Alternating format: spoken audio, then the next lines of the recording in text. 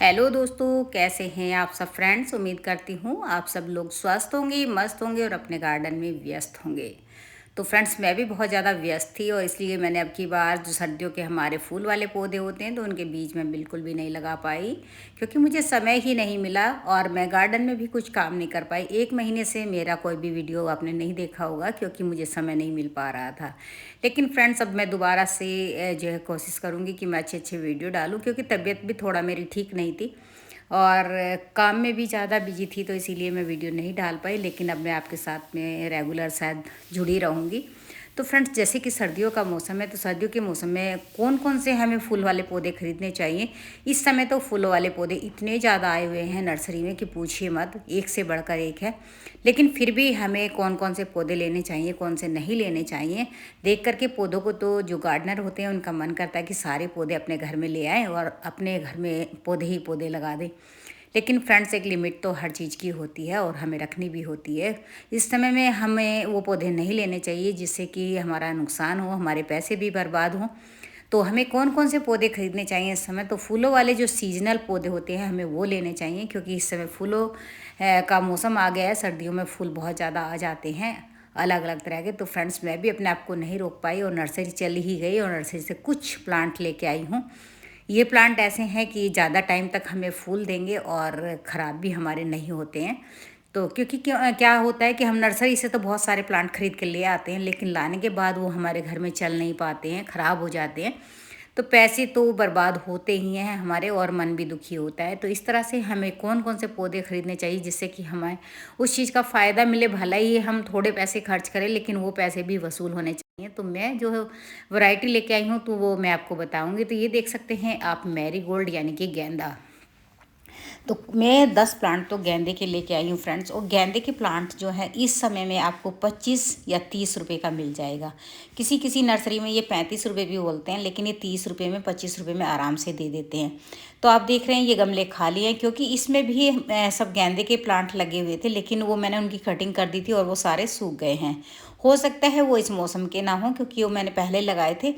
तो अब वो सारे सूख गए थे, तो मैंने सोचा कि ये सारे गमले खाली पड़े हैं, तो क्यों ना इन गमलों में मैं फिर से ला करके प्लांट लगा दूं। अब इतना समय तो था नहीं कि दोबारा से बीज लगाऊं और वो आएंगे और उसके बाद में फूल आते रहेंगे। लेकिन मैंने सोचा कि चलो अब की बार मैं नर्सरी से ही ले आती हूँ। तो ये देखिए, गमले में जो मिट्टी है ये खाद से मिली हुई मिट्टी है। मेरी मिट्टी बिल्कुल भी ख़राब नहीं है, बढ़िया मिट्टी है। तो इस मिट्टी में क्या करेंगे, हम निकाल के इसको थोड़ा सा बारीक कर लेंगे और उसके बाद इसमें जो है थोड़ा सा वर्मी कंपोस्ट मिला लेंगे। तो फ्रेंड्स, आप लोग सभी पूछते हैं कि आप अपनी मिट्टी में कौन सा खाद मिलाते हो। तो मैं वर्मी कंपोस्ट का यूज करती हूँ और किचन वेस्ट का यूज करती हूँ। और जो हमारी सूखी पत्तियाँ होती हैं उन पत्तियों को भी मैं कई बार गमलों में नीचे डाल देती हूँ। इस समय तो मैंने नहीं डाली है, लेकिन डाल लेती हूँ। उससे क्या होता है, नीचे हमें पत्तियों का खाद भी मिल जाता है। तो फ्रेंड्स, आप इस तरह से मिट्टी तैयार कर लीजिए। और जो ये हमारे प्लांट हैं, तो देखिए इस तरह से बहुत आसानी से आप नीचे से पॉलीथीन को पकड़ेंगे और दूसरे हाथ से प्लांट को पकड़ेंगे और हल्के से इसे हिलाएंगे तो हमारा प्लांट निकल के आ जाएगा। देखिए, मैं आपको निकालते हुए भी दिखाती, लेकिन मेरे एक हाथ में फ़ोन है और एक हाथ से मैं काम कर रही हूँ। तो इस तरह से बड़े ही आराम से आपको इसको निकालना है और निकालने के बाद गमले के बीचों बीच इसको रख लेना है। और रखने के बाद इसके चारों तरफ आप आराम से मिट्टी को डाल दीजिए, तो आपका प्लांट देखिए बिल्कुल भी ख़राब नहीं होगा और बहुत बढ़िया से चलेगा। कई बार ऐसा होता है कि बहुत सारे लोग प्लांट नर्सरी से लाते हैं और गमले में लगाते समय गलतियां कर देते हैं, तो उनके प्लांट सूख जाते हैं। तो बड़ी सावधानी के साथ आपको अपने प्लांट को लगाना है। तो देखिए मैंने कितने आसान तरीके से लगाया है। और उसके बाद देखिए थोड़ा सा वर्मी कंपोस्ट मैंने और डाल दिया है और उसके ऊपर से थोड़ी सी मिट्टी और डाल देंगे, क्योंकि अगर आप वर्मी कंपोस्ट को ऐसे ही डाल के छोड़ देंगे और पानी डालेंगे तो आपका खाद सारा निकल के बाहर आ जाएगा। तो वो उसका फ़ायदा आपके प्लांट को नहीं मिलेगा, वो हमारा खाद बेकार चला जाएगा। तो हमेशा खाद को जो है मिट्टी के नीचे रखें, जिससे कि वो हमारे प्लांट की जड़ों में चला जाए, बाहर ना जाए। तो ये देखिए मैंने इस तरह से मिट्टी से इससे ऊपर से डाल कर इसको दबा दिया है अच्छी तरीके से, ताकि मेरा खाद बाहर ना निकले। और पानी देते समय भी फ्रेंड्स आपको सावधानी रखनी है, इस तरीके से पानी दीजिए कि मिट्टी बाहर ना आए। तो देखिए, जो पहले मैं मैरीगोल्ड के सारे प्लांट इन गमलों के अंदर लगाऊंगी। इसमें चार जो है जाफरी गेंदा है और 6 हाइब्रिड गेंदे के प्लांट है। सभी के रेट सेम है, तो ये सभी प्लांट में 25-25 रुपये में लेके आई हूँ। तो देखिए बाकी के गमले भी, इनकी एक एक गमले की मिट्टी निकालती रहूँगी और उसके अंदर खाद मिला करके दोबारा से प्लांट लगाती रहूँगी। तो मैं आपको दिखा रही हूँ इसी तरीके से आपको सभी अपने गमलों की मिट्टी, अगर आपके गमलों की मिट्टी ख़राब हो रही है, बिल्कुल किसी काम की नहीं है, तो आप नई मिट्टी ले सकते हैं और नई मिट्टी के अंदर खाद और थोड़ा सा रेत मिला करके तैयार कर सकते हैं। लेकिन मेरे गमले की जो मिट्टी है वो बिल्कुल बढ़िया है, ज़्यादा पुरानी नहीं है, क्योंकि मैं अपने जो गमले होते हैं उनकी मिट्टी बदलती रहती हूँ, तो इससे क्या होता है कि मेरी जो है मिट्टी ख़राब नहीं होती है। तो देखिए, जैसे कि आपके पास मटकी के टुकड़े हैं या गमलों के टुकड़े हैं, तो उन टुकड़ों को आप फेंकिए नहीं, उन्हें उठा के रखना चाहिए आपको, क्योंकि जो भी हमारे ड्रेनेज होल होते हैं तो उनके ऊपर हमें एक जो है टूटा हुआ ठीकरा या मतलब गमला का टूटा हुआ या मटकी का टूटा हुआ या दिया, आप इन सब चीज़ों का यूज उसके ऊपर कर सकते हैं। होल के ऊपर रखेंगे तो उससे क्या होगा, हमारा होल से जो है मिट्टी बाहर नहीं आएगी, जो एक्स्ट्रा पानी है वो पानी निकल जाएगा, और जो हमारे प्लांट की जड़ें होती हैं उनको भी हवा पहुंचती रहेगी। तो इससे क्या होगा, हमारा प्लांट स्वस्थ रहेगा और बहुत ही अच्छा रहेगा। तो कुछ चीज़ों का ध्यान आपको प्लांट लगाते समय ध्यान रखना ही चाहिए फ्रेंड्स। अपने हर गमले का जो है होल चेक करना चाहिए, गमलों के होल खुले होने चाहिए।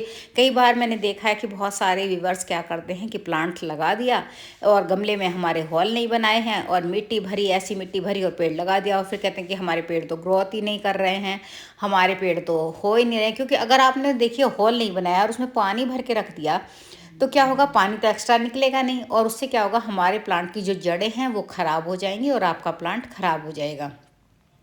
देखिए, जब प्लांट लगा देते हैं तो देखिए, आप देख रहे हैं ना, नीचे सूखी जो पत्तियां हैं, ये सूखी सूखी पत्तियां आपको सब निकाल देनी है, जो ख़राब पत्तियां हैं वो सब निकाल देनी है। इससे क्या होता है कि अगर आप इनको नहीं निकालेंगे तो हमारे प्लांट जो है जल्दी ख़राब हो जाते हैं, उनके ऊपर बर्डन आ जाता है ख़राब पत्तियों का भी। तो उनको भोजन देना है, वो सही पत्तियों को भोजन देंगे, लेकिन ये जो सूखी पत्तियाँ हैं इससे उनको नुकसान होता है। तो सूखी पत्ती, ख़राब पत्ती सब आपको निकाल देनी चाहिए, जिससे कि आपका प्लांट हेल्दी रहे और बहुत ही ज़्यादा अच्छा रहे। तो देखिए, इसी तरह से आपको किसी भी प्लांट की मिट्टी नहीं हटानी है, क्योंकि इसके अंदर पहले से ही बहुत अच्छी मिट्टी है। ये जो है बालू मिला करके उन्होंने मिट्टी तैयार की है, खाद मिला करके की है, तो इसको आपको मिट्टी को हटाने की ज़रूरत नहीं है। और इसको इस तरह से आपको बीच में रख के अपनी खाद से मिली हुई मिट्टी को डाल देना है, और थोड़ा सा बाद में वर्मी कंपोस्ट मैंने दिया है इस तरह से, ये देखिए, और ऊपर से इसके हम और मिट्टी डाल देंगे ताकि हमारा खाद बाहर ना निकले। तो आपको प्लांट लगाने का तरीका मैंने बताया, इस तरीके से आप प्लांट लगाइए, आपके प्लांट कभी भी ख़राब नहीं होंगे। तो ये देख सकते हैं फ्रेंड्स, इस तरह से पानी डालेंगे अपने आप से मिट्टी थोड़ी अपने आप नीचे चली जाएगी, इतनी ऊपर तक नहीं रहेगी, क्योंकि मिट्टी मैंने ठोक ठोक के नहीं भरी है, थोड़ी ढीली मिट्टी भरी है ताकि पानी से वो अपने आप नीचे चली जाए। तो इस तरह से आपको अपने प्लांट लगाने हैं। आपके प्लांट मतलब इसी अवस्था में एकदम ग्रोथ करना शुरू कर देंगे, इनका कोई भी नुकसान नहीं होगा। कई बार क्या होता है, रिपोर्टिंग करते समय हम जो है सावधानी नहीं रखते, तो उससे क्या होता है, प्लांट को थोड़ा झटका लगता है और कई बार ख़राब हो जाते हैं और कई बार वो चल जाते हैं, लेकिन चलने के बाद भी वो समय लेते हैं। लेकिन जिस तरीके से मैंने प्लांट को लगाया, इस तरीके से अगर आप लगाएंगे तो प्लांट को बिल्कुल ये एहसास नहीं होगा कि आप पॉलीथीन में ही हैं या गमले में हैं, और वो अपनी ग्रोथ को रेगुलर करते रहेंगे और आपका प्लांट दिनों दिन बढ़ता रहेगा। तो देखिए फ्रेंड्स, ये मैंने सारे मैरीगोल्ड के प्लांट लगा दिए हैं, और इसमें से जो जाफरी गेंदा है इसकी एक टहनी टूट गई थी, लेकिन मैंने उस टहनी को तोड़ के फेंका नहीं है, मैंने उसको भी एक गमले के अंदर लगा दिया है। उसके ऊपर एक छोटा सा फूल आया हुआ है, देखिए सबसे जो छोटा गमला है उसके अंदर मैंने लगाया है। तो हो सकता है नहीं 100% वो जो हमारी टहनी वो भी चल जाएगी, क्योंकि ये मौसम ही ऐसा है, इस समय में सारे प्लांट चल जाते हैं, ये कटिंग से भी तैयार हो जाते हैं। तो फ्रेंड्स, आप देखिए वो सारे गेंदे के प्लांट तो मैंने लगा दिए हैं। जो ये हमारी टोकरियाँ हैं, टोकरियों के अंदर ये 9 क्लॉक लगा हुआ था, तो जैसे जैसे सर्दियों का मौसम आएगा ये सारे के सारे ख़राब हो जाएंगे और इनमें फूल आने बंद हो जाते हैं। तो ये टोकरियाँ ऐसी टंगी रहेंगी तो इतनी अच्छी नहीं लगेंगी, तो मैं इनको भी उतार के इनके अंदर लगा देती हूँ प्लांट। तो ये देखिए, टोकरी को उतारा और इसके अंदर मैंने जो है ये बरबीना का प्लांट लगा दिया है। इन प्लांट की जड़ें ज़्यादा बड़ी नहीं होती है, तो इनमें आप गमलों में ना लगा करके टोकरियों के अंदर भी लगा सकते हैं। ये बहुत अच्छे से चल जाता है, पूरा देखना आप 20 दिन के बाद में पूरा फैल जाएगा और इसके अंदर बहुत सारे फूल आ जाएंगे। तो जो हमारी टोकरी वाली मिट्टी होती है उसको हमें हल्का बनाना चाहिए, उसके अंदर हमें थोड़ा सा कोकोपीट मिला लेना चाहिए। कोकोपीट मिलाने से क्या होता है, हमारी मिट्टी हल्की हो जाती है। और ये देखिए, सामने की जो टोकरियाँ हैं, देखिए सभी के अंदर 9 क्लॉक है, और इन सबको भी अभी मुझे उतारना है। तो देखिए, इसके अंदर भी मैंने पिटूनिया का प्लांट लगा दिया है, और फ्रेंड्स इसमें बरबीना, और इसके अंदर भी बरबीना है, ये पर्पल कलर का है, वो पिंक कलर का था, और यहाँ पर धूप कम आती है तो इसके अंदर मैंने स्पाइडर प्लांट लगा दिया है, क्योंकि प्लांट में अगर धूप नहीं लगेगी तो फूल नहीं आएंगे। तो जहाँ पर भी धूप आए आपको वे टोकरियाँ वहाँ पर लगानी हैं। तो ये 9 क्लॉक है इन सभी टोकरियों के अंदर, तो हम इनको भी सब टोकरियों को खाली कर लेंगे। ये सारे प्लांट इसके अंदर से निकाल देंगे और निकाल करके हमें प्लांट फेंकने नहीं है, इनको भी सेव करके रखना है, क्योंकि अगले सीजन में हमें फिर से चाहिएंगे। तो ये देखिए मैंने सभी टोकरियों के अंदर ये जो है डेंथस के प्लांट लगा दिए हैं। और ये जो है मिट्टी इनकी मैंने बहुत हल्की बनाई है, तो इनको मैं सामने बिल्कुल जहाँ धूप आती है वहाँ पर लगा दूँगी। तो ये देखिए ये जो छोटा सा गमला है इसके अंदर भी मैंने टहनी लगाई थी। ये सभी गेंदे यहाँ पर मैंने रख दिए हैं सामने एकदम। तो फूलों के बिना भी गार्डन अधूरा रहता है फ्रेंड्स। तो ये देखिए मैंने सभी को कहाँ कहाँ पर रखा है मैं आपको दिखा रही हूँ। और टोकरियों को मैंने ऊपर लगा दिया है, सभी में पानी भी दे दिया है, प्लांट भी लगा दिए हैं। तो कैसी लगी मेरी जानकारी और मेरी वीडियो? अगर आपको मेरी वीडियो पसंद आई हो तो इसे लाइक करें, शेयर करें और मेरे चैनल को सब्सक्राइब करें। आपको मेरे गार्डन से नए नए आइडिया मिल जाएंगे और एक खूबसूरत गार्डन बनाने में आपको बहुत ज़्यादा सपोर्ट भी मिल जाएगा। तो हम एक दूसरे की वीडियो देखकर ही बहुत सारी चीज़ें सीखते हैं और हमें बहुत सारा मोटिवेशन मिलता है एक दूसरे की वीडियो को देखकर। तो फ्रेंड्स अपने ये इस वीडियो को आप देखिए और अपने दोस्तों के साथ भी शेयर कीजिए, क्योंकि बहुत सारे लोग कहते हैं कि हमारे प्लांट लगाने के बाद सूख जाते हैं।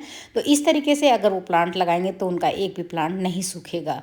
तो ये देखिए सभी प्लांट मैंने लगा दिए हैं और अब देखना 15 दिन या 20 दिन के बाद में ये प्लांट पूरे के पूरी टोकरियाँ भर जाएंगी। और ये इधर की साइड में मैंने एक स्पाइडर प्लांट लगाया। तो प्लांट लगाते समय आप ध्यान रखेंगे कि कौन से प्लांट हमें धूप में लगाने हैं और कौन से प्लांट छाया में लगाने हैं। और इस समय कोई भी ऐसा प्लांट ना खरीदे जो आपका ख़राब हो जाए।